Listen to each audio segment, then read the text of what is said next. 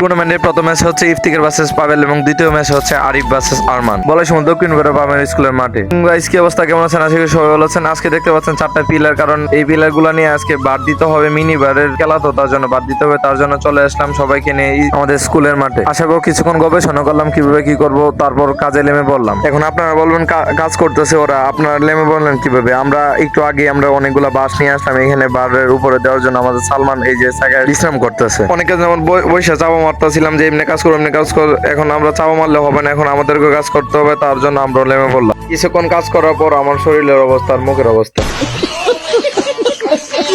আমার চেহারা আর শরীর অবস্থা যাই হোক, আলহামদুলিল্লাহ মাঠের অবস্থা খুব সুন্দর করে ফেলছি। হঠাৎ বাম দিকে তাকায় দেখি ওমা সব কচু গাছ উদাও। তারপর দেখি আমার ছোট ভাই মেনে দেখলাম সব কচু গাছ কেটে ফালা ফালা করে ফেলতেছে। সব কাটা এবং পরিষ্কার করা শেষ, এবং শুধু ওই দিক দিয়ে বারটা দেওয়ার বাকি আছে, আর এই দিক দিয়ে বার দিয়ে দিচ্ছি, আর উপরে বাসটা দিলেই হয়ে যাবে।